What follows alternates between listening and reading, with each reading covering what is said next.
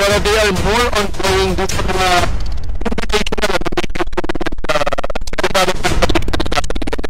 samantalang ito ng Angeles University Foundation, medyo maganda-ganda na rin yung experience nila. They were the champion for the 2023 Region 3 for the Pisaha. They are representing the Region 3 na lumabas sila after the quarterfinals noong 2023. And ito lang 2024, they as second runner-up para dito sa Region 3 competition. So, Coach, we were talking about both of these teams having their respective experiences para decide ng Angeles University Foundation this is strong contender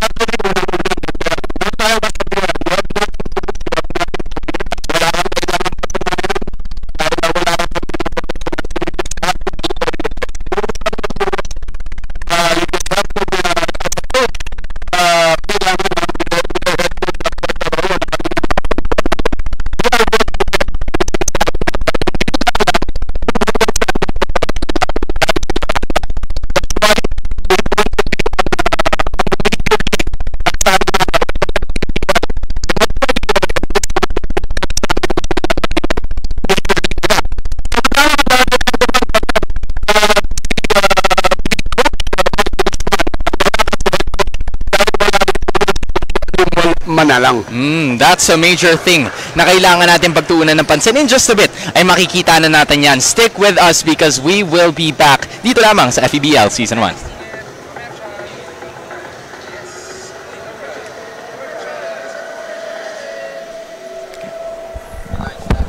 Parang may helicopter. Yun na eh. Parang may helicopter daw dito sa loob. Oo nga eh. Sabi na doon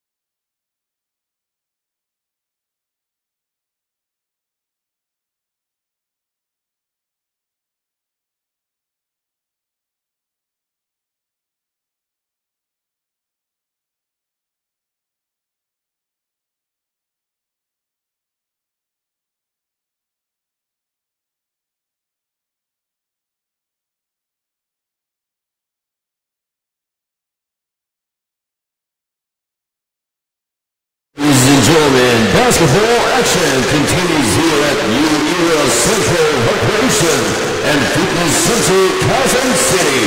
As we bring you the opening day of Far East Basketball League, featuring College of St. Catherine, Quezon City versus RS University Foundation. And now let's meet the setters, beginning with RS University Foundation. Upper guard number 11, Rod Schreeshorn. Shooting guard number 6, Paul Loving. Small forward number 77, Charles Burtishorn. Power forward number 19, Lamar Legman. And playing center number 4, Dion Cruz. Head coach is Jeffrey Cardoso. And now let's read the starting lineups from College of St. Catherine, Quezon City. One guard number 8, Ron Ancilla. Two guard number 17, Kurt Miranda. Small forward number 7, Mark Tubal. Power forward number 11, Lawrence Von Toho. And man in the middle, number 60, John Paul Baidilavar. Head coach is Max Ancilla, assisted by Mike Arroyo. Our game referees, Cruci on the Espiritu. Umpire 1, Jeremiah Toretto, and umpire 2 is Marlon Pinari. Lineups on This the is the side opening day of Far Sila, Miranda, Tupal, Mandobo, and Paul de Lovar para sa kunan ng Angeles University Foundation. Meanwhile, or should I say, para sa College of St. Catherine. Meanwhile, Lagman, Cruz, you'll also be seeing Rutison and the other members showcasing here para sa AUF. And Sila, nagsisimula ngayon ng basketball, and this is going to be the first official matchup para sa parehas na teams, and it's going to be an ultimate turnover to start it off for good. Well, partner, yan, makikita na natin kagad. No? Umpisa pa lang, medyo yung first game jitters, opening jitters. That's right. Ramdam ng mga bata sa kasalukuyan, and kailangan dito ma-adjust nila kagad yan. They have to think quick, lalo na itong si Buitison, that is going to be one of the stellar players nitong kupunan. Ikot ng bola, lipat sila ngayon at unang 2 puntos ay mapupunta dito kay Gian Cruz. Well, partner, speaking of Gian Cruz, kanina kausap natin si acting coach Mark de Guzman, and he was saying na he's expecting itong tatlo na to be their main man right now. CJ Butison, nagaling sa Mabalacat, Pampanga. Si Juan Gian Cruz, nagaling sa Angeles mismo. At itong si Vince Atual, nagaling din sa or si Vince Atual na taga Mabalacat din. Pero right now, he's not gonna play their point guard because he's under the weather. Alright, that is something that is a major issue na posible nating makita, but in Sila, introducing and putting College of St. Catherine on the map, first 2 points, and that's the confidence you need para sa CSC. Kaya para naman dito sa CSC, yan ang kanilang team captain who made the first basket, and he expect na matutulungan siya ni Kurt Miranda, Mark Tubal, JP Baldalobar at si Florence Mandao. At by the way, sa mga hindi nakakalam, ang College of St. Catherine is located in Sangandaan, Quezon City. Quezon City, they represented here, going up against the Kapampangans of Angeles University. Tubal this time, off to the right it goes, dribble at rebound na naman yan na makukuha nitong si Tulabing. Nagmamadali na naman ang AUF, but a traveling violation is going to be called.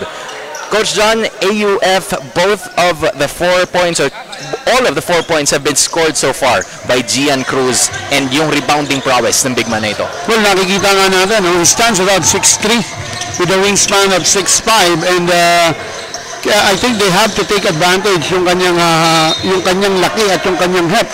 He really has that body of a good player, no? So, kailangan lang medyo may kailangan pa rin mga i-flourish, especially din sa footwork niya.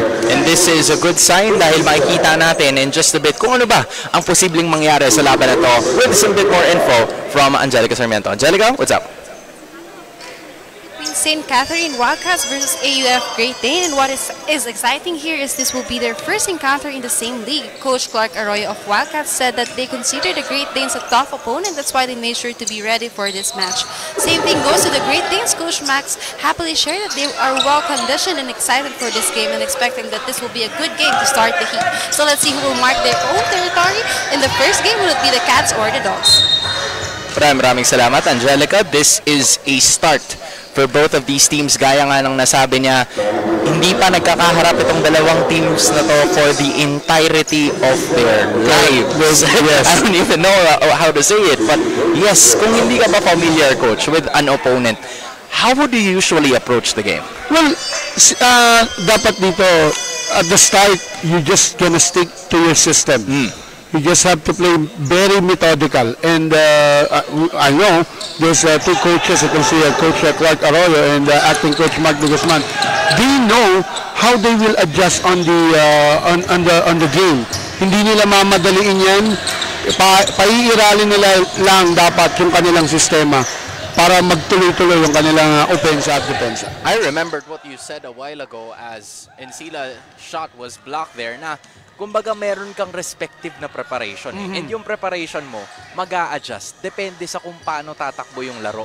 Agree. And this is something that we have to take note of for both of these teams. Not knowing what they have. Lagman tries and lines up a 3. Hindi nga lang tatama yun. Or tumama naman pero masyadong gilid as Tubal. Finally getting the reception of the rebound. 15 seconds more para sa ating laban for the possession here of CSC.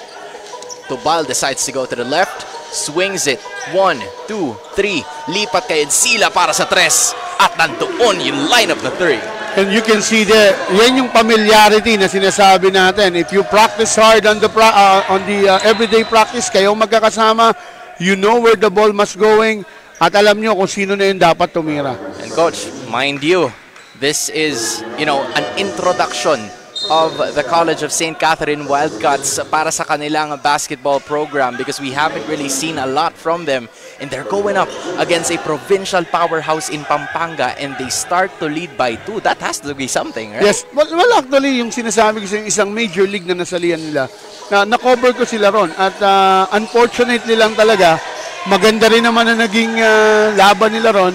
Yun nga lang, yung nanalo kanina, yung eventual winner natin at naging eventual champion nung tournament na yun ang nakaharap nila dun sa quarterfinals game.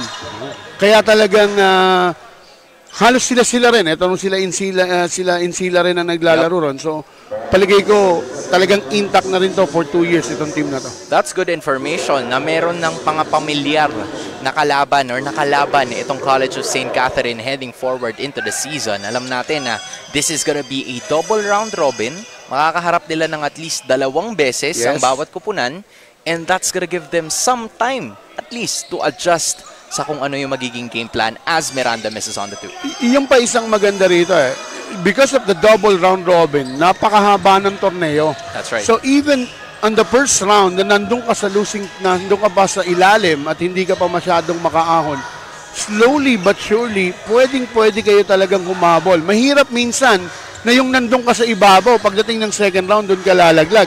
At nabanggit din sa akin kanina na itong AUF naman, or itong Angeles University of Pampanga, is galing ito sa they are now on a rebuilding process. The 80% of the lineup are rookies. All right. Of the team. So mga upcoming first year college pa lang itong mga to. That is a lot. Respective programs, homegrown players. Buitisondo missing on that two-pointer at point-blank range. Lagpas kalahati na tayo sa ating pinakaunang quarter, and at the same time, 6-4 is still the score. The Wildcats leading against the Great Danes, and Sila, mahal na mahal niya yung shot na yan. That's the second time he made it. Grabe yung kumpiyansa ni Encila at this game, and I think 7 points or 6 points of this ball game, nasa kanya lahat yan. Nasa 8 points na yan. At tignan natin anong magiging adjustment ng mga front court or rather ng back court ng AUF. Yup, Gian Cruz missing on that one. Bandojo with a sidestep. Gian Cruz just proven to be a wall kontra sa kanya at nagmamadali naman sa may bandang kabila. That's none other than Tulabing, finally a second scorer to join itong si Gian Cruz para sa AUF. Well, partner, alam mo, yung kanina, yung ginawa ni Bandojo, because of that bad shot selection na ginawa niya, nagkaroon ng pagkakataon to make a pass break itong AUF. So what this young kids or this young men needs to play is they have to play wisely. Hindi pwedeng yung nilalaro mo sa kalye. Ibang competition na to. Hindi na to pick up game. This is a battle of pride and honor of your school. Bit mo na yan sa yung dibdib. And at the same time, kumbaga, nakakakuha naman sila ng open shots. It's just that yung mga forced scenarios as Gian Cruz got another 2-pointer, medyo nahihirapan itong CSC na depensahan yung big man nila, finally scoring 6 out of the 8 points of the men in white. Bandojo this time. Encila and Tubal. Just 10 seconds left in the shot clock. Bandojo.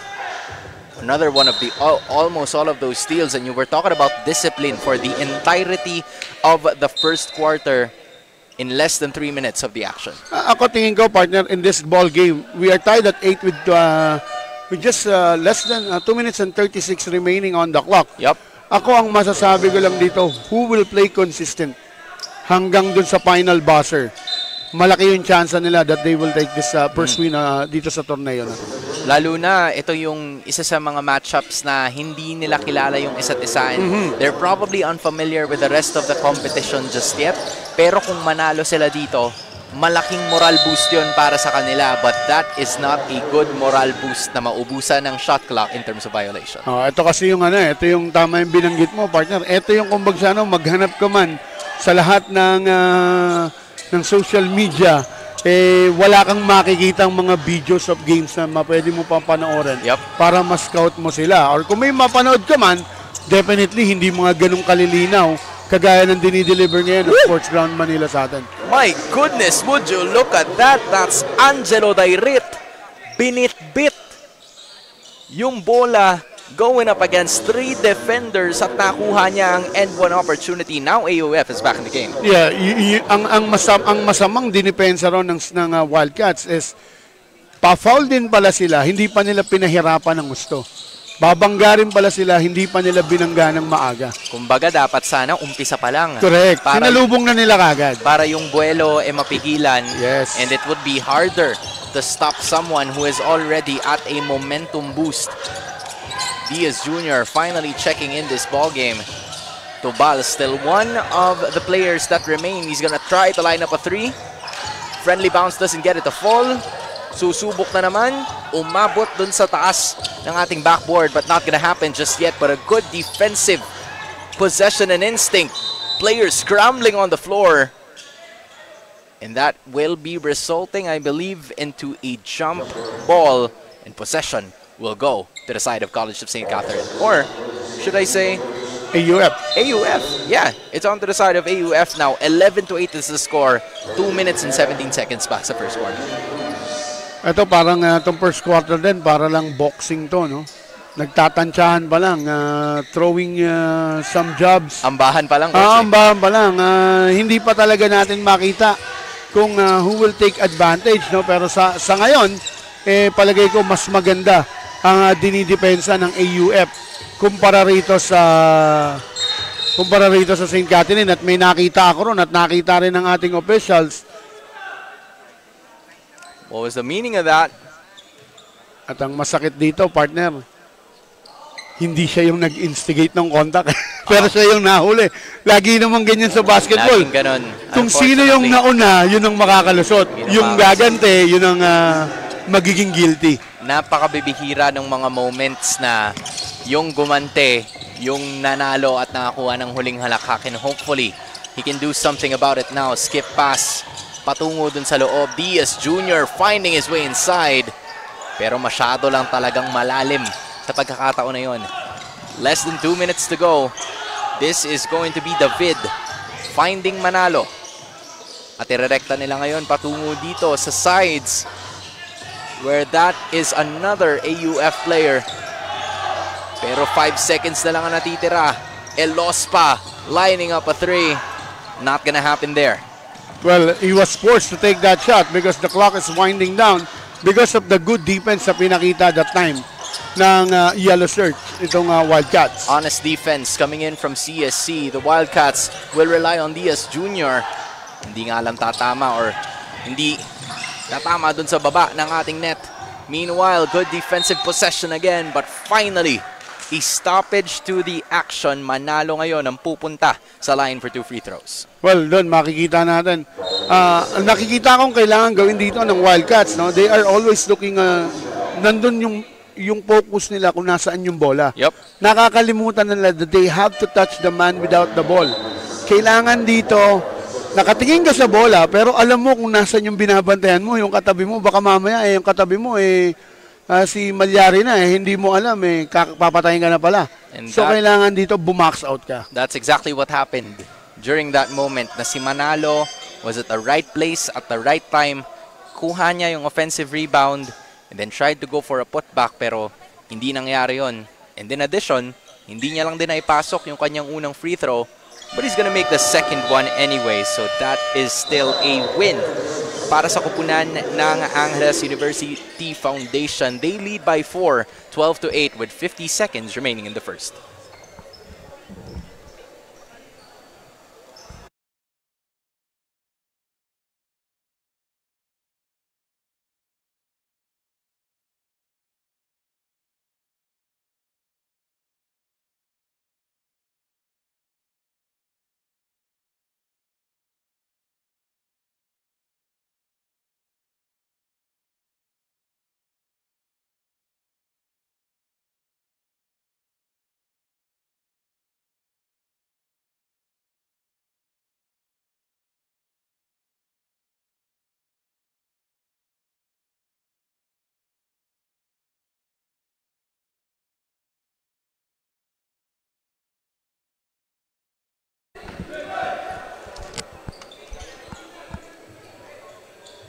Back into the action we go. You are still watching the second game of the very first game day of the Far East Basketball League.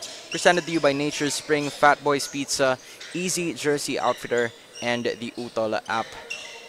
It is still the side of Angeles University Foundation, leading by 4. 12-8 is the score. 50 segundo na lamang ang ating iniintay para matapos ito, but mukhang magta-transition ang AUF coach dyan sa full court press. Yes, yan ang titignan natin. No? How will this press will evolve, no? Tignan natin magiging adjustment dito ng Wildcats. Trying to get it across.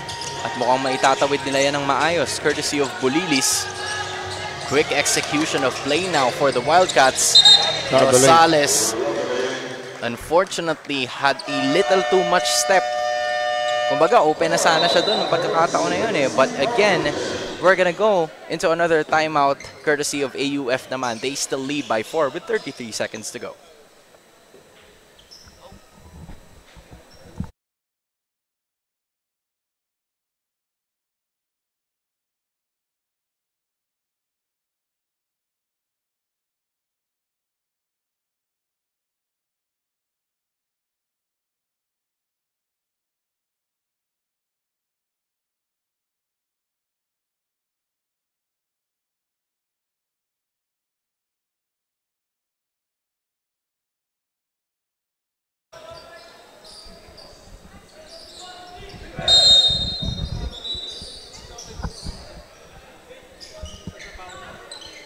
Last 33 seconds of the first quarter ang inyong nakikita ngayon, courtesy of the FEBL. It is the College of St. Catherine Wildcats already in the penalty situation. So kung sakali na sila ay foul dito, then that means 2 free throws immediately para sa kupunan ng AUF na ngayon ay may tangan ng bola. They're gonna try to go at it. Going on to the center. 8 seconds remaining in the shot clock, pero hindi na nila magagastos yan. Elospa making up for his mistake. 10 seconds left, finding someone down low, and that is gonna be a 2-pointer para dito kay Dairit. Final second now. They don't have enough time to even pull up a shot. At doon natapos yung boxing, Coach John. 14-8 is the score. Just a little bit, what do you think was the right timing here para sa koponan ng AUF? Well, AUF really finding their open man. No? Like I said kanina, tinitignan kasi ng Wildcats kung nasaan yung bola lang. Hindi nila tinitignan kung nasaan yung mga kailangan nilang bantayan. Well, adjustments are going to be necessary when we get back for the second quarter.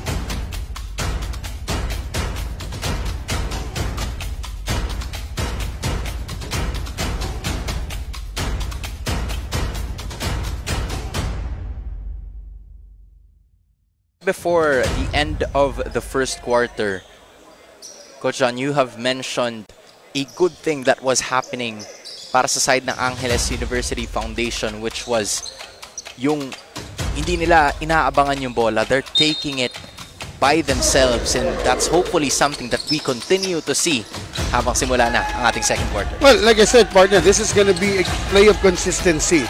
If AUF can consistently play that kind of basketball, finding the right man, finding the openings, palagay ko mahihirapan ng St. Catherine para talunin sila. At kagaya nun, etong si Cruz talagang he muscles his way inside at pinapakita niya that he can dominate that team. I think nagkaroon ng major change sa koponan ng AUF with the past 30 seconds na nakita natin. We see more people on the paint, crashing those rebounds as much as possible bago sila tumigil at talagang lumipat to play defense. They want to maximize it as much as they can as Buitison. This is his second trip to the free throw line, pero pangatlong mintis na yan as of the moment. But there you go. That's another make. And finally, CJ Buitison locks in his first point of the FEBL tournament. Miranda now. Iiwan dun sa may dulo. That's Bulilis. Not gonna work that time. Ang ganda pa sana nung eksena. Kaso, lumipat din at may iwan pa rin sa kanila. Partner, dito nakikita mo, no? Ang white shirt, itong AUF are risking, challenging the shooters of the St. Catherine to take that outside shots. At nakikita nila, ayaw mag-convert eh. Meanwhile, sila dun sa kabila, courtesy of Lagman, dinidikdik nila sa loob. Correct. Baliktad ang nangyayari, no? And well, nahihirapan talagang pumasok ang College of St. Catherine because naka-man zone ng AUF, pero there's a basket coming from number 24. That's Bulilis. Ganda na. So far, that's a good note from him eh. Kasi kung hindi natin madaan sila sa laki natin, pwede siguro nating daanin sa bilis. And Bulilis finding the open possibility at dun siya nag-take advantage. Here's Cruz. This time, Lagman, one of the heavyweights of this team. Buitison, latag na naman ang tres. Not gonna happen. Pero yung mga banggang ganun, Coach, dun lumalamang yung AUF in some scenarios eh. Actually, yun yung kailangan ipakita rin ng ipakita rito ng St. Catherine. Kasi doon ako nakukulangan sa kanila. That game of physicality, kailangan talaga ipakita nila na lumalabang kami. Yup. Malalaki kayo, malalapad kayo, pero handa namin tanggapin at kaya namin makipagbanggaan din sa inyo. Because for players like Lagman, who you see playing for AUF wearing number 99, hindi siya natatakot na ilagay yung sarili niya, ibanggain kung sino man yung kanyang kaharap. And they're gonna have to take note of that. But Paul De Lovar, maybe that's the reason why hindi nila kailangan bumangga, Coach. Maaari, pero I think that's only their That's the second three-pointer. Yung una kay Insila pa, ang tagal na nun. It's been a while. Yun pa yung unang puntos yata nila. Pangalawang puntos. Puntos. But look at this. This is the reason why we highlight this player. That's Leomar Lay Lagman getting an N1 opportunity. Well, doon makikita mo talaga. I think Lagman is a very, ito isa sa mga veterano ata ng team nila. No? Makikita naman natin on the build of his body. Tignan natin yung power play na yan. At talagang he uses that bump, no, para create niya yung space na kailangan niya para makalapit siya ron sa goal. Lagman converting on that N1 opportunity. And that already means that he is at 5 points. At yun yung halagang bagay for him to bring and continue his momentum. Kung alam niyang nauuga niya ang depensa, then that's more the reason for him to go at it. At ayun pa, tumagdag pa si Elos pa. And now the press is starting to really work para sa kupunan ng AUF. The Great Danes are instilling the factor in this game. It was almost a turnover, but there was a foul was called. Yun yung sayang, no? Isang segundo na lang, makukuha mo na yung 8 seconds violation, backward violation, pero natakawang kang sumundot, Kaya yun, natawagan ng foul doon. Itong si number 11. That was Yodge Quizon na matatawagan ng personal foul. Golilis against Quizon. CSC trails by 9. Miranda, na as far as I can see, parang hindi pa nilalabas. But look at that spin move! Courtesy of Pateña's first 2 points. Well, partner, maganda yung ginawa, no? Driving to that baseline, nakita niya na hindi naka-ready yung help defense, si Cruz. Kaya diniretso na niya yung atake. Offensive foul. What was a very correct formation ended in a mistake dun sa kabila. An illegal screen. Madalas na mistake yan, no? Ng mga nagbibigay ng pick. Hinahabol kasi nila ang mailibre yung kakampi nila. Pero they doesn't know na ang kailangan lang talaga is you have to square your feet and your shoulder at hayaan mo yung kakampi mo gumawa ng paraan na ibangga sa'yo yung defender. Yup. Yung latag ng tama. Kumbaga yung pwestuhan na maganda, but as of that moment, ang hindi magandang nasa pwesto ay si Encila because he was right behind itong si Quizon upon getting that foul. So dalawang free throws ang ibibigay sa AUF to hopefully extend this to 3 possessions. Short on the first one. Unfortunately, that was a miss coming in from Yodge Quizon. And at the side of the coaches, ang tawag namin dyan, perpetual sin yan. Oh, that's a double perpetual sin, coach, if that's what you would call it. And Sila, sizing up the defense. Iiwan kay Miranda for the 3. A little too strong on that one. Medyo malakas lang din yung kanyang kuha during that time. Sa mga bata na naglalaro, ako pwede ko pang pagbigyan. Mga 14 under, sasablay ng free throw. Pero you're playing in a collegiate basketball league. Dapat, ang shooting percentage mo dyan, mababa na mga 85. Dapat talagang almost perfect ka na sa free throw area. Dahil yan lang ang tira na walang depensa na nasa harapan mo. This time it's Miranda trying and sizing it up. And Coach John, this is another one of those opportunities. Miranda has had a free throw made. He has 1 point so far in this game. And madala siya dito mismo sa free throw stripe. 15 foot line yan. Totoo yan. So, eto pa isa. Yung mga big man, lalo na yung mga big man. Expectin nyo na yan. Na talagang pupunta kayo dyan whatever happens. So, eto si Cruz.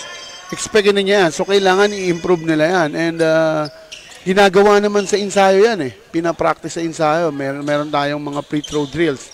So, dapat kagaya ng dalawang sablay na naman. Walang bantay. May oras ka 5 segundo. Pwede ka nga magpapogi, sabi nila. Pero madalas, hindi pa pumapasok. That was Gian Akira Cruz. Madalas mo siyang makita, coach, na nasa loob yung 6 puntos niya. Pero yung pang-9 na puntos happened beyond the charity strapper. Pinakita niya lang sa atin, partner, na I can be a stretch big man. Wow! Finally go towering. skying high. None other than Aris Patenia. Pag tignan mo yung replay, kasabay na kasabay, pero parang habang bumababa na yung bantay niya, so tumataas pa rin. Tumataas pa rin. Ayan o. Paakyat pa rin siya eh. Paakyat Kung hindi pa rin, lang siya oo. nabangga, it would have been a huge problem, but hold up. May technical ata tayo na tawag between two players here. We're gonna have to take note of it. Like, I believe it is some, or it came from some of the players on the court, specifically the big man. Double technical foul ang itinawag according to our venue announcer, Mr. Gio Cruz. It's on Tubal for the Wildcats. That's number 7. And for Elospa for the side of AUF, the Great Danes. Even though they're leading, they still have to be careful. This is the important factor as a coach. You know about this discipline and yung self-control mo on the court in the middle of everything that is happening. Well, isang bagay yan na kailangan, alam mo ang players, isang bagay yan. Yung akala kasi lang ng player, physicality lang ang basketball. Kailangan malakas lang ang katawan mo. Pero importante na malakas din ang mental issue mo or malakas din ang yung awareness on the basketball. Dahil some players will really get into your mind. Papasukin nila yan para masira ang laro mo. Kaya dapat yung focus mo always on the game. Wala kang iisiping iba kundi kung paano ka lang maglalaro ng basketball. And not only that, Coach, kung sisilipin natin ng mabuti, yung second quarter has been a story of trying to contain yourself. And so far, hindi nila masyadong nagagawa yan because as of 4 minutes and 34 seconds remaining, penalty na tayo. Maaga parehas. For the longest time, matagal nating gagawin itong penalty stripe. At yung sinabi mo siguro kanina na mabilis yung laro ng Yung first quarter, ang bilis eh. yun siguro ang posibleng ikatagal ng second. Ngayon naman, binawi sa tagal dito. Well, di natin maiiwasan kasi nga sabi sa'yo, yung first quarter, it's just like two boxers in the first round na nagtatansyahan kung anong suntok ang ibibigay nila, kung ano yung kayang iwasan. Pero this time, dahil nakita nila, tumitira na sa akin sa loob to, babanggain ko na to. Yep. Tumitira na from the outside, babanggain ko na rin to. And there's a 3-point.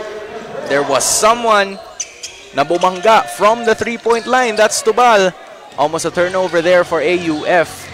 But this time, it's Buiti Sony using the sidestep. A little off to the right. Yung kanyang naging layup, mabilisan na naman. Iwan, papunta kay Tubal. After a 3, latag ng 2 puntos for 5 straight points. And then, partner, makikita mo si Insila acting as their leader here as a team captain. Kita niya kagad, may nauuna, binigay na niya yung bola.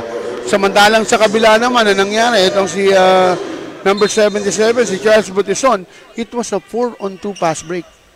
Pero hindi nila na-take advantage because he wants to score. It would have been an opportunity for an easier shot. Yes. Sana, pero hindi nga ganun yung nangyari. Hopefully, with David this time around, na nasa charity stripe, magawa niya ng paraan yan to try and contribute at least 1 point. Partner, kanina pinakikinggan kita, nabanggit mo ng first game nyo kanina, 85% ng mga nakakashoot sila ang natatawagan ng foul at nadala nila sa penalty. Pero this time, yung pumasa, so ilang porsyento yun? Mga 10% naman. Mga 10% siguro. Doon siguro, coach, yung 15. Yung umassist, yung natitirang 15. Yung nag-assist. Tapos siya yung hawak doon sa binabantayan niya. Malamang sa malamang.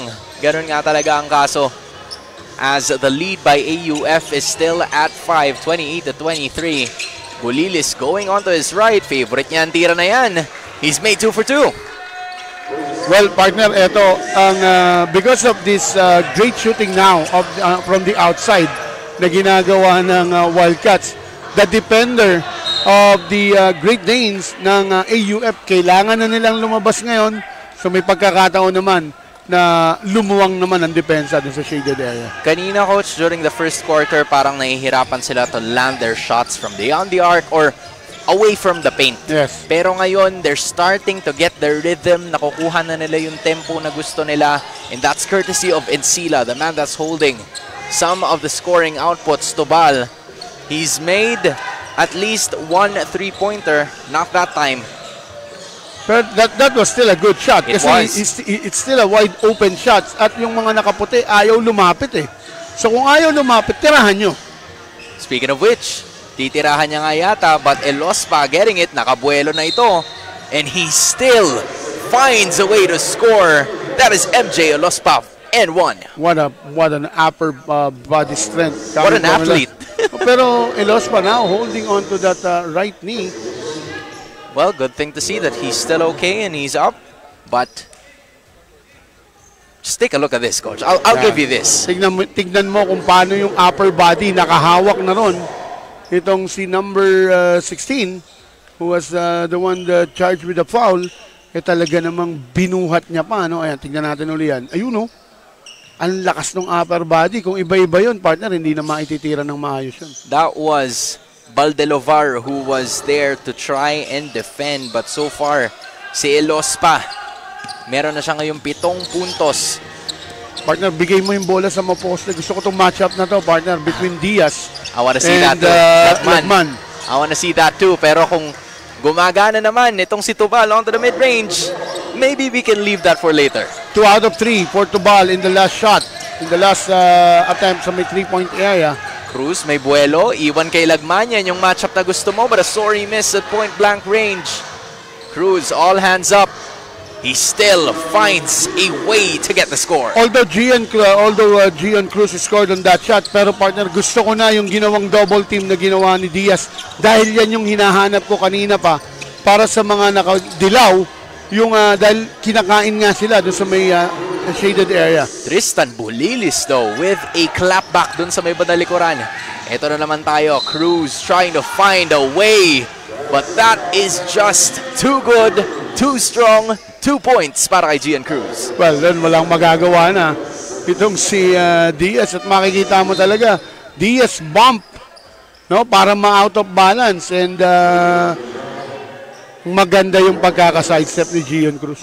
I think Diaz was expecting itong si Gian Cruz na pumunta sa kanan. Yes. So nung lumipat itong si Gian Cruz onto the left side, he was caught off guard na talagang he had no other choice but to foul there. And that is Cruz converting on the end one, the first made free throw coming in from Gian Cruz to take the lead to 7 points, 36-29. Patenia.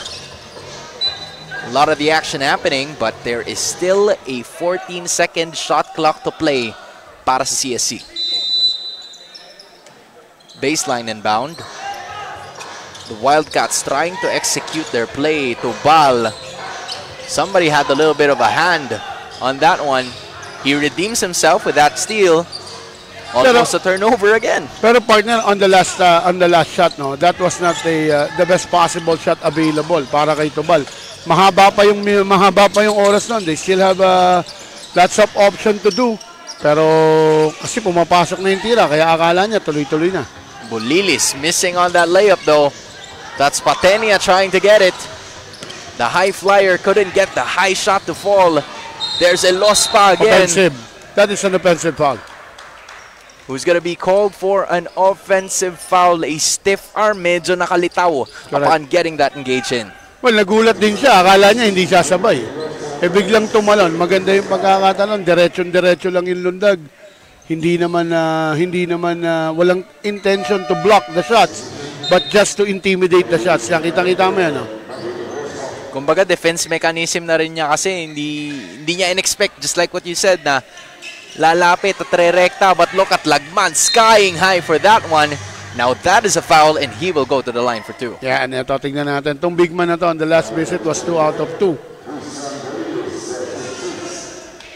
Lagman has been a problem for the side of the Wildcats. Medyo hindi nila masagot yung size disadvantage that they currently have when Lagman is on the floor for AUF as he converts on that extra free throw. Ganun pa rin yung puntos na pumapasok, no? Yung parang awa lang. Yung wala pa akong nakikitang swoosh shot coming from Lagman, pero maganda yung shooting percentage at maganda yung form. Ayun. Well, he heard you, coach. Pinakitaan na ako.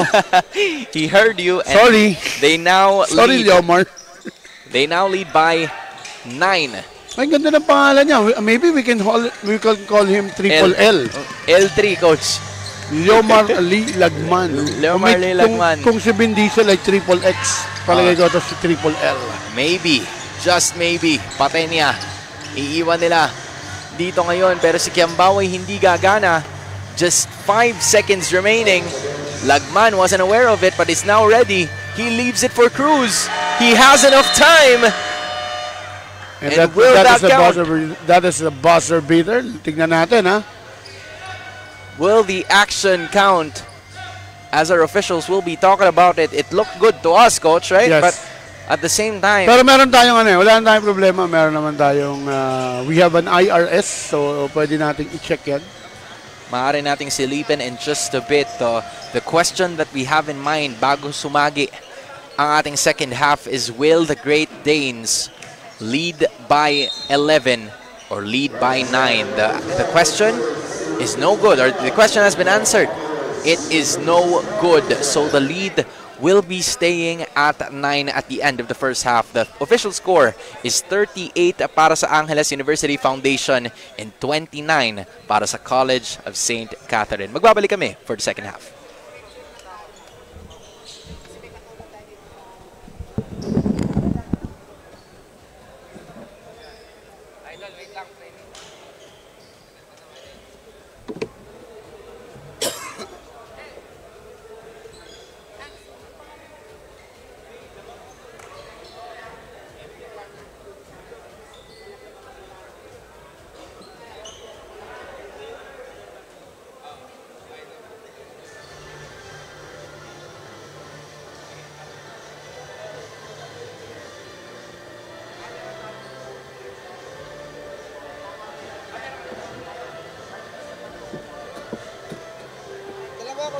Thanks, Bert.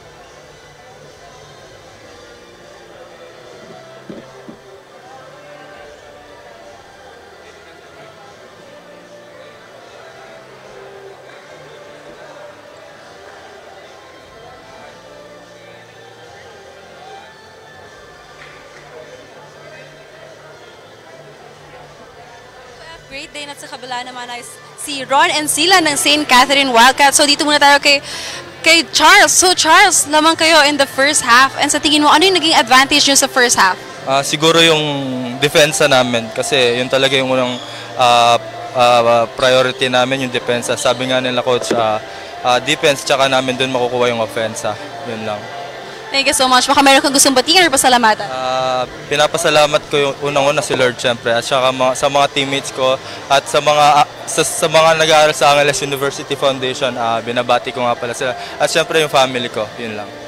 Thank you so much and good luck sa remaining half. Dito naman tayo ngayon kay Ron. So Ron, hindi naging madali ang first half natin. And sa tingin mo, ano yung naging disadvantage or naging challenges nyo in the first few half and paano kayo makakabawi? So, feel ko lang yung naging parang nakalamang sila sa amin sa umpisa dahil umpisa sa bigs namin. Then, marami kaming mga mali sa pagdating sa depensa. Sundot na sundot, kaya ganun. Marami silang nasushoot from second chance points. Then, yun lang po. Thank you so much. Baka meron ka din gustong batiin or pasalamatan? Siyempre, una magpapasalamat ako sa Panginoon dahil binibigyan niya kami ng lakas para makapaglaro sa ganitong klase ng liga. And sa boss namin, kay Boss Emerson, sa patuloy na pagbibigay ng opportunity para makasali kasi sa mga ganitong klase ng laro. Then, syempre sa family ko, sa girlfriend ko, si Rebecca Coronado. Yun lang po. Thank you so much and good luck to both teams. At maya-maya lang magbabalik ang FEBL after this halftime break.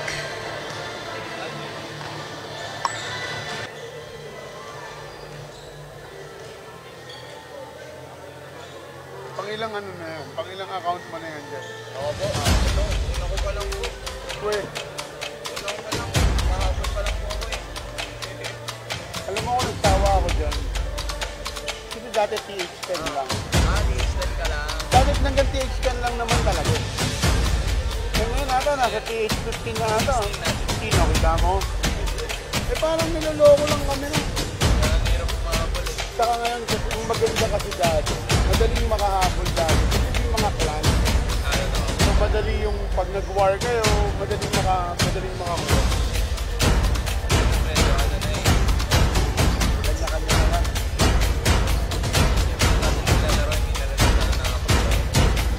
Kasi nga, ano eh.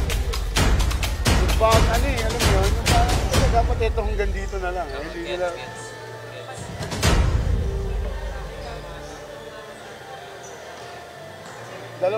Tatlo account ko niyan. Dalawa account ko, yung isa account ng anak ko. Para ginawang ko siya para makasali. Pero tinigil ko na lahat. Tumigil ako na sa isa, PH11. Yung PH10 ko, pinalalaro ko na sa mga barkada ko. Kaya nasa kanya yung mga bintahan. Pag naka-PH10 ko na. Oo.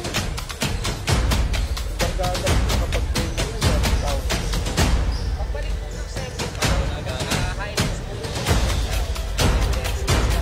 Okay.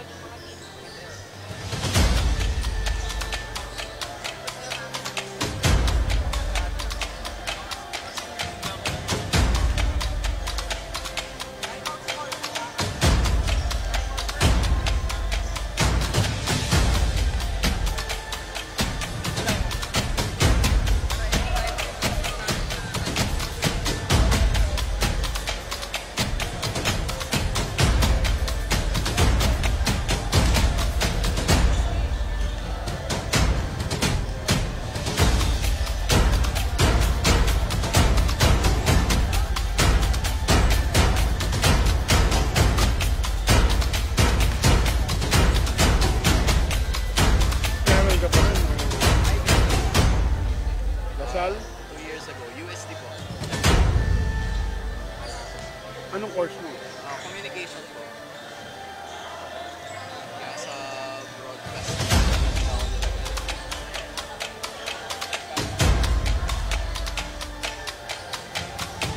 Pero matagal ka na nagpa-panel or Ay, po, last 5 lang po. gano'n? Sa esports po kasi ako nagpapari. Hindi alam mo si ano? RJ Arroyo. Si RJ. Mga magkakasama kami na RJ. Sa digital gaming. Tapos napunta kami sa basketball. Trabaho na rin.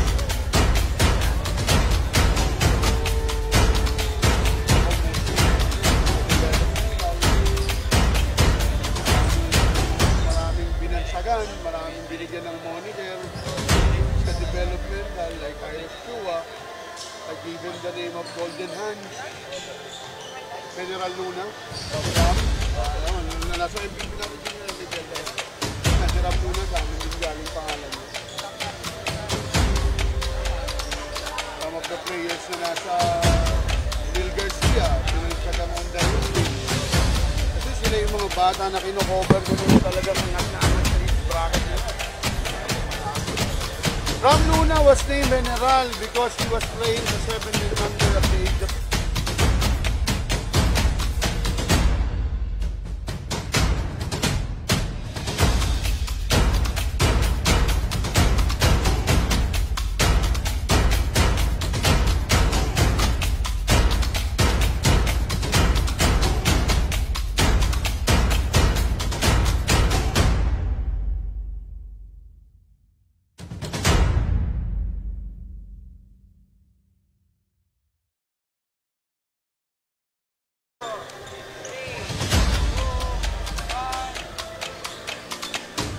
You are still watching the Far East Basketball League Season 1 live here at the Central Recreation and Fitness Center, brought to you by Nature Spring, Fat Boys Pizza, Easy Jersey Outfitter, and also the Utol app. First half highlights presented to you right here on your screens, and it has been the side of Angeles University Foundation leading by 9, 38-29. A lot of good things has happened for the men in white, Coach. Yes, partner, totoo yun. No? And again, kung titignan nga natin talaga, although on this highlight, pero makikita natin, mostly talaga ng puntos galing dun sa ilalim. And of course, yung 3 points kanina ni Cruz, pinakita rin sa atin. At eto naman, that perimeter jumper, ito yung isang power play kanina ni Marvin Elospa.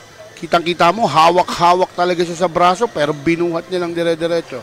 Taaning niya yung mundo. As of that moment, there were some scenarios or some situations na talagang siya yung nagdo-dominate in the middle of the paint, but also showcasing na threat din siya sa labas ng arco. Not to mention, yung mga buwelo din na kaya niyang ipuntos, hindi lang basta yung poste. And of course, ito, yung dalawang big man or dalawang main man who's scoring inside, Gion Cruz, who, at itong si Triple L, si Leomar Lilagman. Speaking of which, this is the halftime stats brought to you. AUF dominating from points from turnovers, points in the paint, and they also lead in second chance point and fast break points. No wonder that they're leading by 9 right now. Yes, partner. At isa pang gusto kong tignan natin dito is the shooting percentage na binibigay sa atin. Especially on the total field goals, or even on the 2-point field goal lang, 9 out of 17 for a 52.9. Itong College of St. Catherine, pero meron silang ang Angeles naman, or ang Angeles University Foundation, meron silang 12 out of 23 for a 52.2%. So mas marami itinira nila, mas marami ipinasok nila, although both teams are not really shooting well from the outside. 3 out of 14 for the 3-point area para sa College of St. Catherine, 1 out of 6 naman ang Angeles University. At puntahan naman natin yung ating mga leading scorer. As of now, leading the whole pack is itong si Gion Cruz with total of 14 points, well supported by number 16, si Marvin Elospa, at si Leomar Lagman with both with 7. So talagang big man are dominating para rito sa white shirt. Sinong gwardiya naman ngayon ang inaantay natin? O ito nga talaga yung mukhang yung may sakit na hindi naglalaro ngayon, itong si Vince Atwell. Samantala sa kabila naman, dalawa ang pumuntas ng 7, itong si Giancarlo Rosales at si Mark Tubal, at ang supporting cast nila is number 6, Tristan Bolilis. Yup, you also have to give note. You also have to take note of Ron, Avery, and Sila with 7 points leading the charge. Nakausap din siya kanina ni Angelica Sarmiento in the court side during the halftime as he tried to land up a shot, pero hindi nga lang papasok yon. Beginning the third quarter finally happening here for them. Still the score is 13-8-29. It's Buitison and the rest of the members in finally figuring it out. But there is Cruz finally missing on that aspect.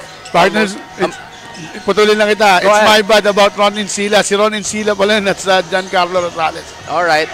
Nakasalamin pa ako. Ito, Coach, papakilala ka niyo sa inyo ngayon. Unfortunately, hindi nga lang papasok yon, and the lead will still stay the same in the middle of the first minute passing by sa ating third quarter. Buitison against Tubal. This time, it's Lagman kontra kay Bandojo. Good steal though, galing kay Valdelovar. And Sila instructing everybody. No team has made a shot yet in the third quarter. Well, partner, dito pag-usapan lang natin. Tingin ko lang, no, to make a comeback itong St. Catherine. Unang-una, maganda yung naging agaw nila ron because of the help defense. Tingin ko, hindi nila kakayanin one-on-one play. Talaga itong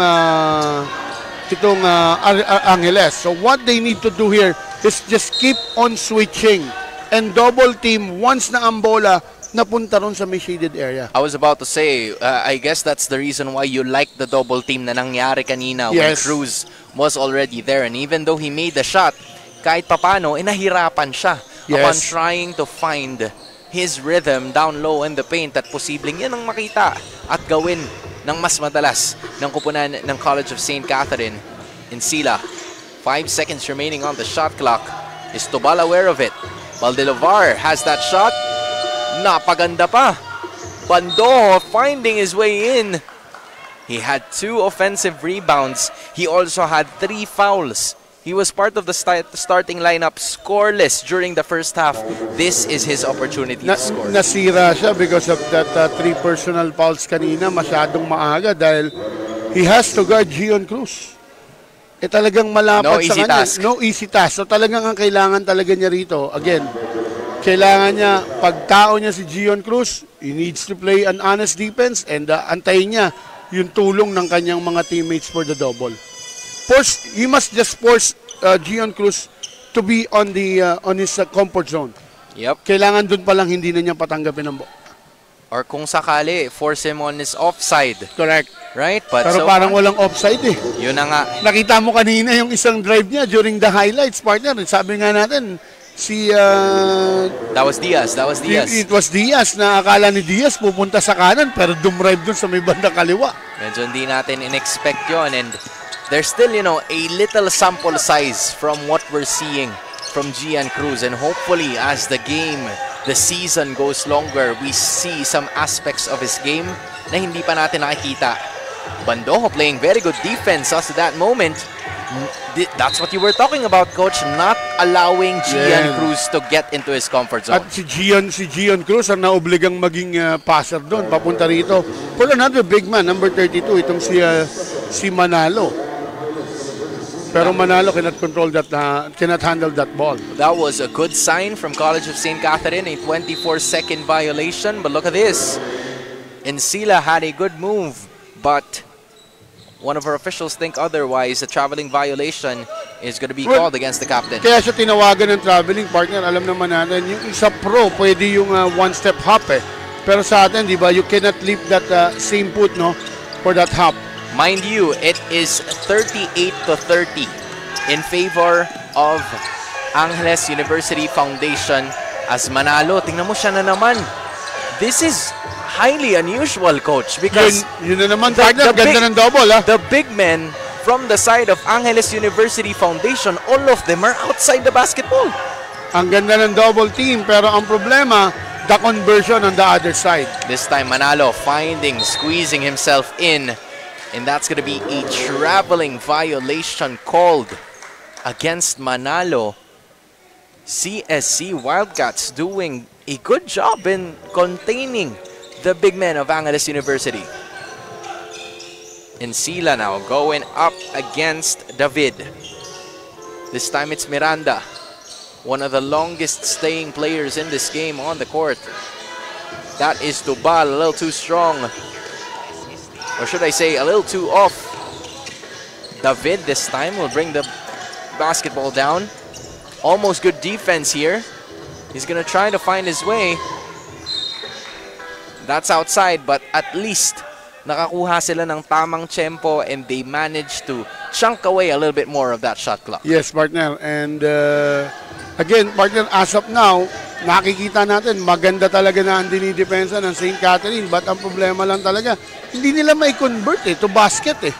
They are forcing AUF to a force shot, no, na mga nagminamadaling tira at napupunta dun sa mga hindi talaga nila mga designated shooters. Another good defensive possession. Encila notices na siya lang mag-isa, so they're gonna slow the pace of this basketball game. But again, miscue. You were talking about conversions and they've had a lot of stops, 3 straight to be specific. Correct. Kung nagana na sana nila lahat ng kanilang mga possessions, it would either dalawa or tabla. Kung may i-convert silang or dalawang posibleng lamang pa nga kung 3 tres, di ba? But again, we won't have the end of that just yet. 4 minutes and 18 seconds in the third quarter. The defense has been stellar for the Wildcats, but the offensive end isn't as much. Here's Pineda, 10 seconds left to go. Gian Cruz again. A little too strong. Rebound ni Pineda. Iwan at latag. And again, partner, great defense para sa St. Catherine College or College of St. Catherine Wildcats.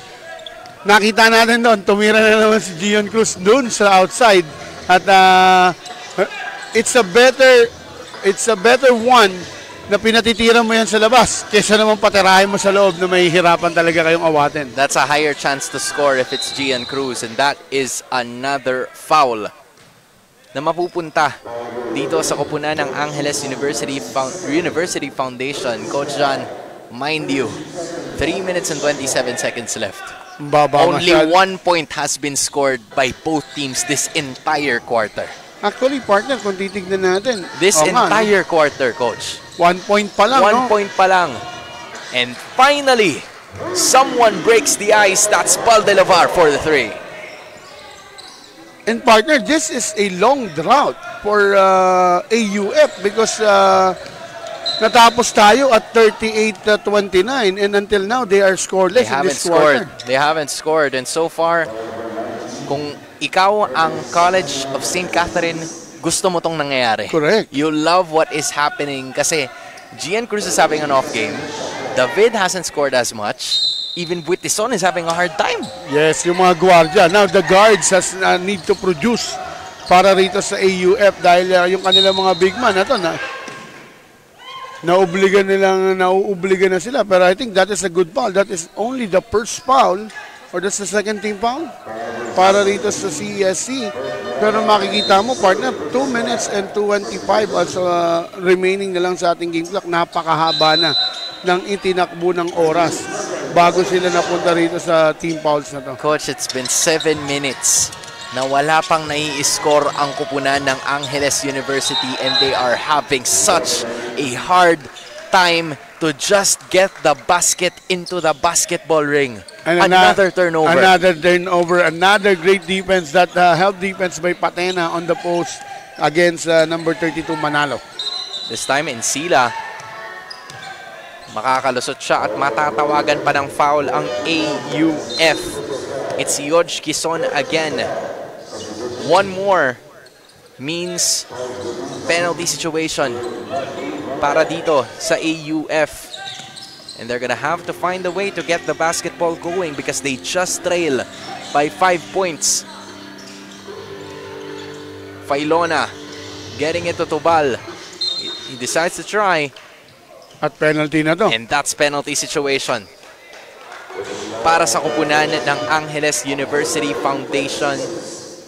And this is starting to not look so good para sa kupunan ng AUF CSC. Tubal, masusubukan ulit para sa 2 puntos. Yan. Tignan natin sa free throw area. Ito si Tubal. He was, the last time around, he was 2 out of 4 sa 3-point field goal. At nung first half, tignan natin ngayon kung paano siya partner, sorry, he's 1 out of 6 pala. So, ibig sabihin kanina pala, long to lang yung isa niya.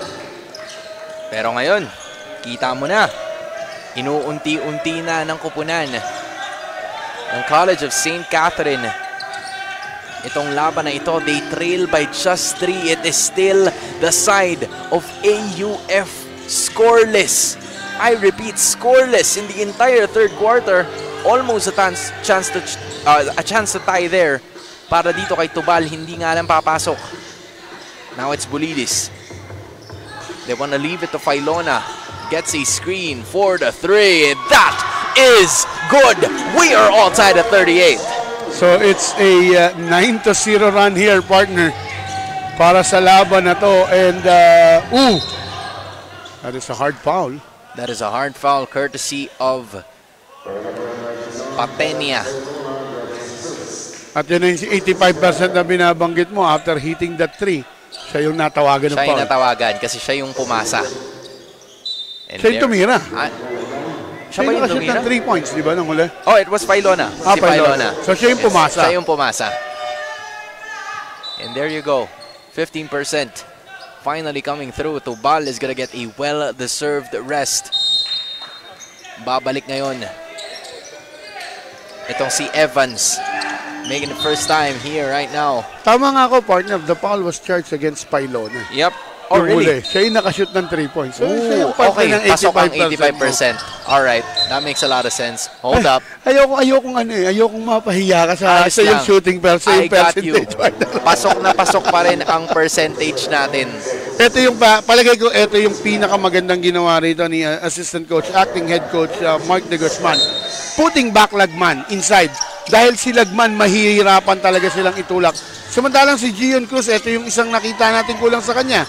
Dahil na itutulak siya, he wants just to be komportable lang kung nasaan niya gustong pumwesto. Look at this now. A chance to take the lead para sa CSC. This time they want to go at it. Too strong. Para sa Wildcats during that time, that was Evans. His first shot of the game is not gonna happen. 25 seconds remaining. 9-second difference from the shot and the game clock. Even Lagman couldn't find a way. Pero tingnan mo naman, Buitison will try to find a way into the basket. And finally, they will not leave the third quarter scoreless as Buitison gets 2 points. At yan ang dapat ngayong kabahan. Ngayon ang posible na magbalik ng momentum pabalik dito sa AUF. That basket counted na itinira rito ni number 77 itong CJ Buitison. CJ na kanina in-interview ni Angelica sa ating halftime. And they were pretty much confident with what happened. I don't know what they're feeling right now, pero siguro natanggal yung matinding tinik sa lalamunan nila after that 3-point performance by CJ Buitison. It's 41-38. Lamang pa rin ang tatlo ang kupunan ng AUF.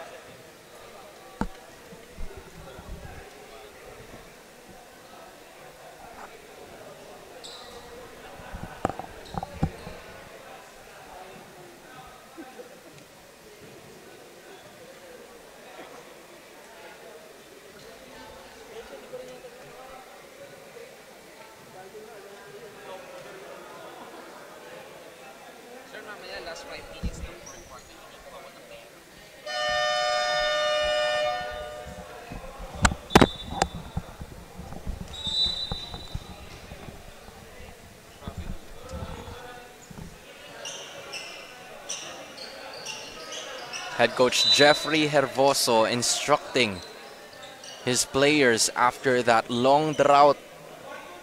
Just want to correct you, partner. That is assistant head coach or assistant coach Mark de Guzman. Oh, that was Mark The de Guzman. head coach Coach Limuel Manarang is out. Si Mr. Jeffrey Herboso, na it's our bad kanina.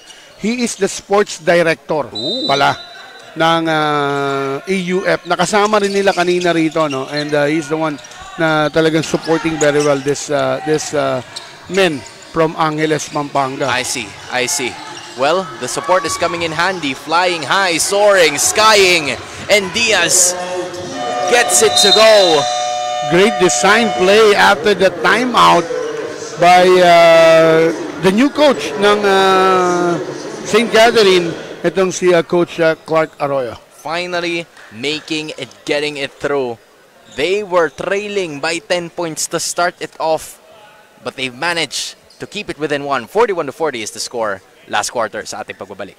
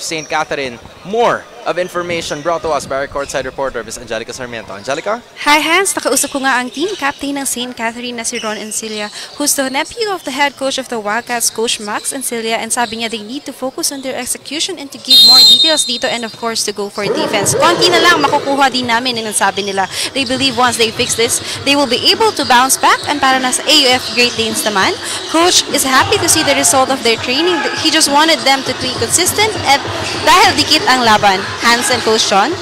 Just like what Angelica has mentioned, konti na lang ay makukuha na daw nila ang kalamangan, and hopefully this game, and just by the Tristan Bulilis mid-range, they now have the lead. Well, partner, I think no, kanina lumamang pa ang St. Catherine at 8-4 at the early start of the ball game. Nakalamang pa sila dyan, yung 3 points kanina ni Insila. Pero now, ang nakikita ko talagang problema rito are the guards position ng Angeles University. Walang nag-step up for the guards. All of the points coming from the front, from their front court, and pati yung kanilang execution of plays, front court na rin ang nag-execute ng plays.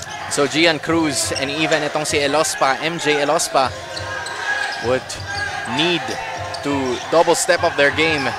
Elospa ngayon ang may tangan, being swarmed by the defense. Gian Cruz, he will be tapped in the arm Sasabit by one of the players. That's Bulilis. He couldn't believe the foul or whatever. So pero partner, ganito lang kasimple paliwanag doon. There's a cylinder of defense and offensive player.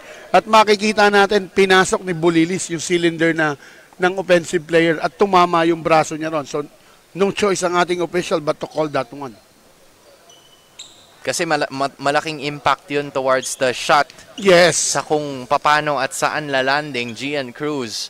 Whether it was forced or not, he loves this moment. He likes being there at the line. And this is only the first point of Gian Cruz in the second half after scoring 14 in the first half. Ito naman ang maganda ngayon kay Gian. He has made both of his free throws so far. And just like what you said, it has to be training para sa mga big man to just have the soft touch on the free throw line. At least maganda yun. 2 out of 3 pa rin. Usual naman talaga, 2 free throws lang ang tinitira natin. Diaz finding itong si Evans. And now it's Bulilis who's been the spark plug of this team. 5 seconds remaining. Do they have enough time? 2 seconds. Decides to take it in. But that was a foul called by one of our officials. And that might mean 2 free throws para dito kay Tristan Bulilis. And Bulilis using speed. And partner, alam mo, ito yung nakakahinayang lang, no? Kasi may kasabihan nga kaming mga coaches, madalas namin binabanggit, whoever controls the board controls the game. Pero dito nakikita na natin, sumabay na kaninang first half kasi it is a 6 rebounds difference between these two team, no? Nakakalamang kanina ang AUF, pero this time hindi na nila ma-execute yung bola papunta ron sa loob ng shaded area.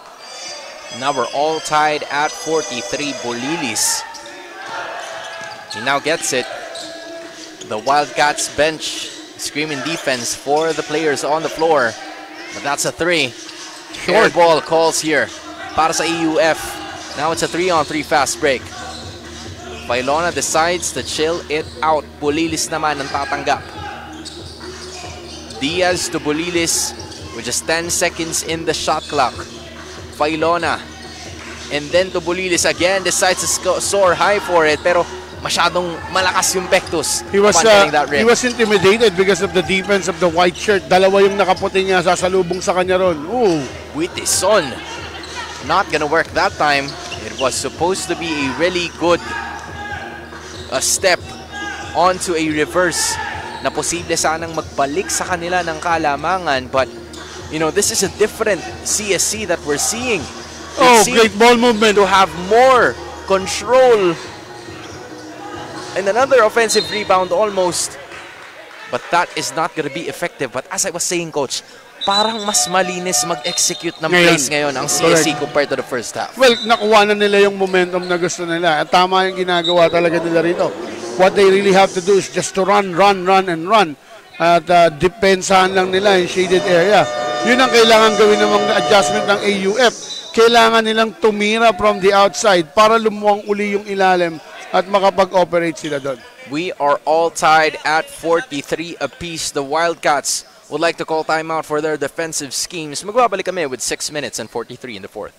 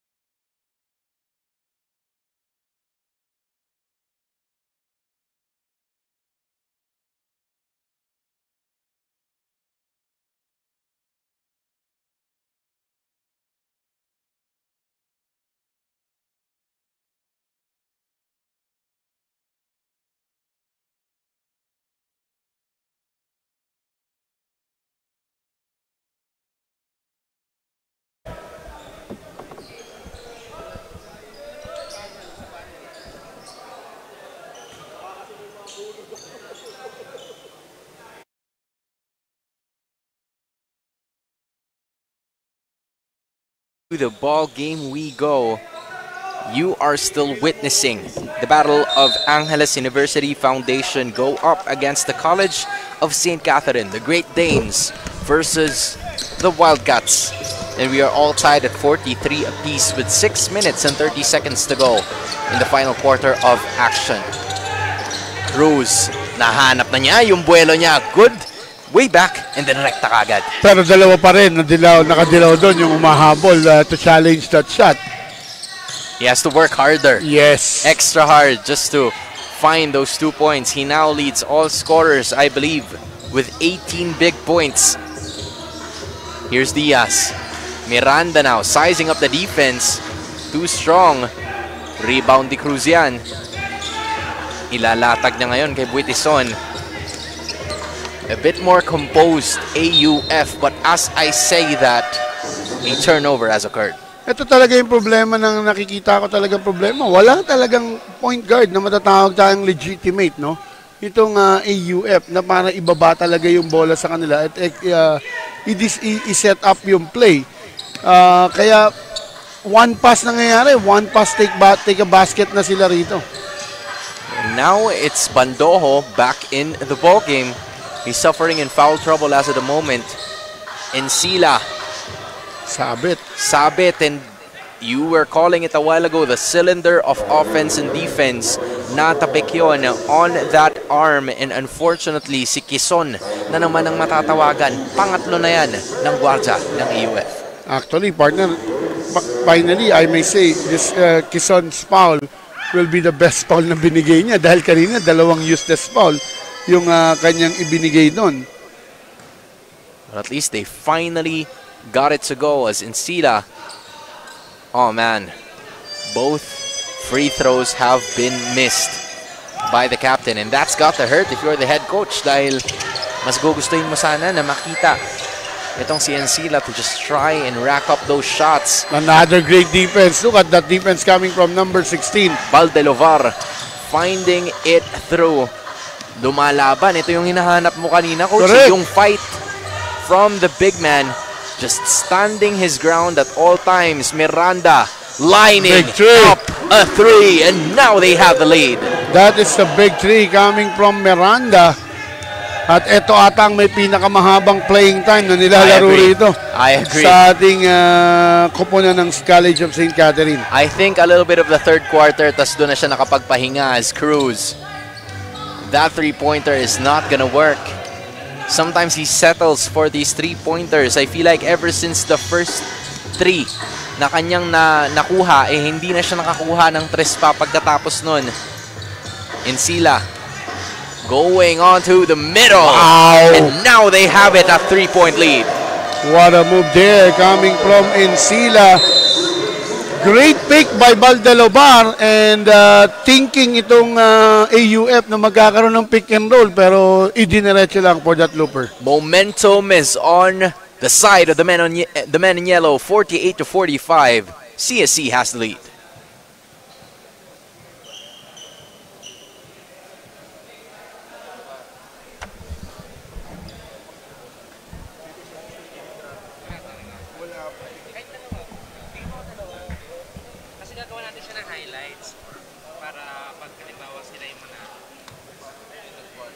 Tubal, do you think? Tubal, Bulilis, tsaka si... Siguro Bulilis tsaka Tubal. Bulilis Tubal, tsaka Tubal.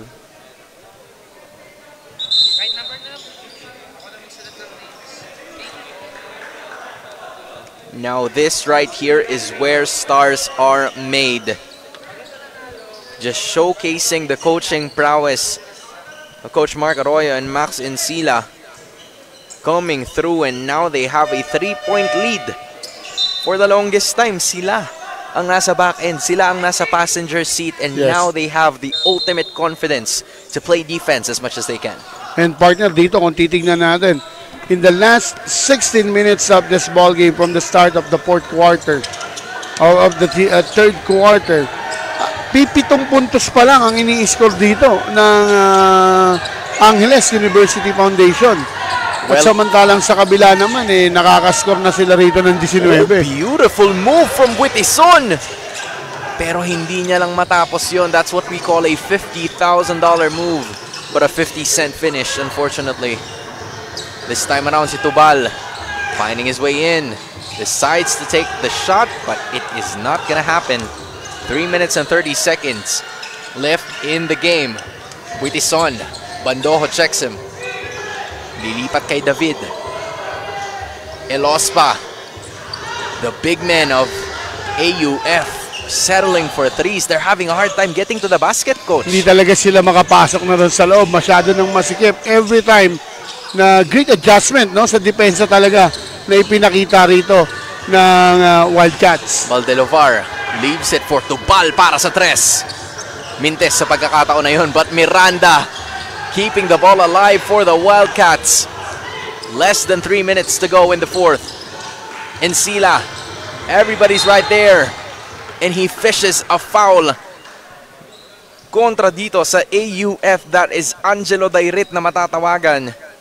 And Encila will be going back to the free throw line. And partner, like I said earlier, at the start of the first quarter, who's gonna play the consistency of this ball game? Yung nga nangyayari ngayon, itong AUF na wala na yung consistency nila on the game kumpara sa inilalaro ngayon ng CSC na parang ang ginawa one step at a time bago sila, kumbaga sa karera, dumaan, kumbaga sa kotse, dumaan muna talaga sila ng primera, segunda, tercera, kwarta. Or should you say na 60 kilometers per hour sila the entire time. The entire time. Meanwhile, for the side of AUF, they went 100 and then they went to 40 afterwards. Yun ang masakit. Yun ang medyo mailap at mahirap. As Encila gets 1 out of 2. CSC leading 49-45. Buitison will try again. Another block. Another block para sa side ng Wildcats. Elospa leaving it para kay Dairit sa tres. Not gonna work. CSC gets the rebound. And Encila will safely secure it. Desperately trying to defend itong si David. But Buitison, good help assist on the defensive end, leading to 2 points. Buitison already with 6 points in this game. And just like what you hear from our game announcer, it's already the last 2 minutes of this matchup, 47-49. The men in yellow just committed a turnover, a crucial one. Kasi sila yung may hawak ng lamang. Partner, with that turnover, yung last 2 minutes natin, it's gonna be an eternity of basketball right now. Oh, man. Ito na ang hindi natin alam anong mangyayari. AUF, if they can convert this with a basket, we will be tied. At ito na papasok kung sina kanino papatong ang pressure. Dairit missing on the 3. A minute and 30 to go in this game. Encila He's been one of the key players of this team. Hahanap ng tiyempo para sa Bang! And that is money for Encila. The captain ball really stepping up in this fourth quarter. Elospa gustong bumawi. Not gonna work that time. Good tap. Now it's Bandojo. He gets rid of the basketball. Buitison. The call is gonna be all the way down. But my goodness. Ron Avery Encila, El Capitan for St. Catherine, coming through for the Wildcats. The foul is called all the way down, so this means a baseline offensive possession is going to be secured here by the side of AUF. Our officials instructing the bench to just make sure that they will stay in their respective seats as well. Partner, yung last foul, hindi na pwedeng magreklamo si Valdelo Bartong. Kitang-kita na natin, inaabangan na ng bewang niya yung atake na yun ni Bulisan. Now it's Gian Cruz against Bandojo. Now it's Buitison. Less than 10 seconds in the shot clock. Tries to go at it. Buitison, iiwan. I believe that's Dairit. Not gonna work. Actually, Elospa pala. Ibabawi niya. Sabi niya, mali ka kasi. Ito. Well, great read by Elospa on the defense of the... what a steal! Now it's Elospa and the rest of the members trying to go at it. Buitison almost getting the end one play. That would have been crucial. Kasi dadalhin sana tayo nun at an all-52 chance opportunity. Pero ngayon, may chance siya na ibaba sa isang puntos na lamang ang kalamangan. Nagtataka lang ako, bakit kailangan madaliin ng Wildcats kanina na maibaba yung bola at parang gusto nila kagad umatake. They have that luxury, a little luxury of time para ma-set up yung play nila. Let's all remember kung bakit hindi ko sila pinagmamadali dahil maganda na yung ball execution nila. Making 6 to 7 passes before taking a shot. So, ibig sabihin, pagod na yung kalaban mo, paghabol pa lang sa bola na yun. This is what we're talking about, Coach. College of St. Catherine, not a lot of experience in the major leagues and it's probably starting to get to them. Kaya posible na dito natin makita how they handle themselves in the middle of clutch situations. As Miranda's been doing that very well. 20 seconds left in the ball game. Valdelivar almost committing the turnover. Miranda now. Nope. He's looking for Encila. Decides to attack the baseline. Oh! Sasawsaw pa yata. Not gonna work. Buitison. Can he find the basket? That is good. CJ Buitison finding the way into the basketball. And now change favor. The Great Danes are in the lead. Tama ba tayo? Change favor yung score natin. Is that the correct? Is it 52 to 51? I also want to know. Yan na, tama na nga, partner. 53-52 na tayo. That is absolutely correct. And this is what we're talking about, Coach. Yung mga kalagitnaan ng scenario, yung mga moments that CSC could take care of the basketball, the pressure has started to get to these boys. Yun yung sinasabi natin, partner. Lagi kong sinasabi, the game is not yet finished until that final buzzer. Pero nakikita mo ron ang ginawa ng CSC on the last two possession is actually before that last possession, yung minadali nila. Samantala kung nakagamit sila ng mga more than 5 seconds kasi yung difference natin sa shot clock kanina is about 4 to 5 seconds sa game clock and sa shot clock. Maganda yung drive ni Encila, but the problem is nobody's ready to get that offensive rebound. Lahat nasa labas na rin. They were waiting for the 3. Yeah, they're waiting na mapasahan sila and they will take that 3. Man, I would just like to say the first 2 games natin sa FPL have been blockbuster. Correct. It's decided by at least a possession or 2. I don't even know what to say at this point because AUF, they've had the lead for the entirety of it. Just take a look, of course. The coaching staff instructing the players, the guys, depensa na lang ang kailangan. And partner, let's all remember, 3 points lang ang in-score kanina. ng AUF dun sa third quarter. Saying that this At until now, partner, hindi na talaga nila na-execute yung ginagawa nila. Nagkaroon na lang talaga ng mga lucky break on the pass break because of the bad offensive setup na nangyari for CSC. Here we go now. Encila grabbing it. 5 seconds Foul. remaining. Oh, but there's still a foul to give. And a foul is going to be called against the side of Angeles University Foundation. Good heads up coming in from Olespa or Elospa rather. 4 seconds remaining to decide whether it's a victory or defeat for the College of St. Catherine. Our officials just making sure that everything else is in check. This is an important 4 seconds in both of these teams' history. Encila couldn't find anyone. Valdelovar. Encila lines up the shot. Not gonna work. And that is going to be a win para sa kupunan ng Angeles University Foundation, escaping a late game surge by the College of St. Catherine Wildcats. The Great Danes have prevailed 53-52. Almost a win. Yung sinasabi nga ni James Ingram, you did your best, but your best is not enough. No? I know that song. That is a song for all ages. And I am sure that everybody else is really looking forward to this matchup again pag nagkita silang ulit, Coach. Yes. If we remember correctly, this is a double round robin. So, sigurado tayo. This is going to be one of the rivalry na aabangan natin dito sa liga na to between the CSC at ang AUF. And again, let's all remember AUF wala pa sila with their point guard.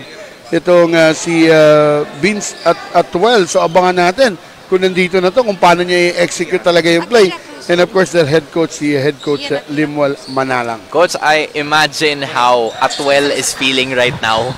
Given how close this game was at posibleng nagawa niya rin sana ng paraan, but his teammates came through to him feeling under the weather. Yes. At papasok siya na hindi masama yung pakiramdam niya. Correct. Personally na, ay, wala ako dito, kaya siguro natalo yung team ko. But at the same time, now that I'm here for the next few games, posible na makatulong pa ako.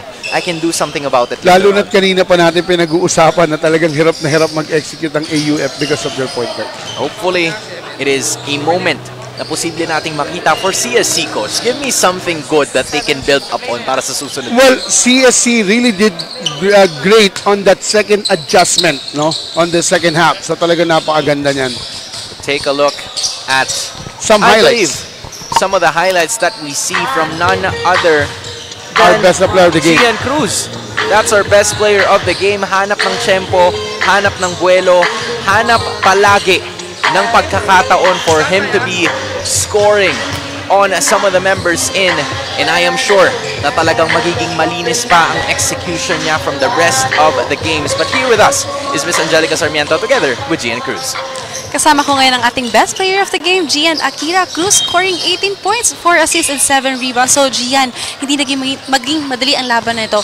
Ilang beses kayo nadikitan at nanganib, but still, you manage the pressure. How do you get back the momentum? Sa first half, maganda yung run namin sa first half. Kaso nung pagdating ng third quarter, yung defensa nila, nag-adjust sila, and 3 points lang yung na-convert namin. So, need namin mag-adjust, and yun, kasi naglamang pa sila, kailangan namin dumipesa at wala pa rin kami kay coach kahit napapagalitan namin. Still, di bumitaw yung team namin, and parang impossible na i-win namin, and 1 point nanalo pa rin kami. Puso lang. Thank you so much and congratulations sa'yo, at baka meron ka gustong batiin or pasalamatan. Binabati ko yung AUF community. Thank you kay God kasi nanalo kami. Sa mga sumusuporta na sa sports coordinator namin, si Sir Jeff, sa coaches, kahit wala si Coach Limuel, andito yung assistant coach namin, si Coach Mark. Tapos yung mama ko, yung family ko dyan sa akin is si mama, si papa, ate, lola, Chan family, Cruz family, GBS family, kay Baba Matas, at sa girlfriend ko, si Kelly. Thank you so much, and once again, our best player of the game, Gian Akira Cruz. Back to you, gentlemen. Maraming salamat, Angelica, and also to Gian Cruz, our best player of the second game. Coach John, any final thoughts about what happened in that game? Well, kagaya kanina na sinabi natin, it was a great adjustment from CSC. Maganda yung naging adjustment nila ng second half. Kaya lang talaga kinapos. And siguro more on conversion lang talaga. Kailangan nilang matapos lahat ng mga steals na ginagawa nila, forcing the turnover. Samantalang ang AUF naman needs to more adjust pagdating naman dun sa ball execution para magkaroon sila ng magandang opensa. This has been a beautiful game from start to finish para sa College of St. Catherine, who will unfortunately be moving down the standings, and for Angeles University Foundation, who will be moving on with a 1-0 record. And just a bit ay makikita natin ang PUP kontra sa Aranya College. And in behalf of the panel, Miss our courtside reporter, and at the same time Angelica Sarmiento, Coach John Hapos, my name is Hans Galeria. Abangan ang PUP versus Aranya College sa pagbabalik ng Far East Basketball League.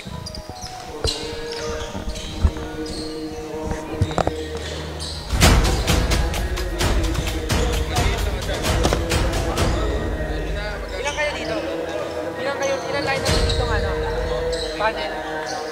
Ilan panel ang line up?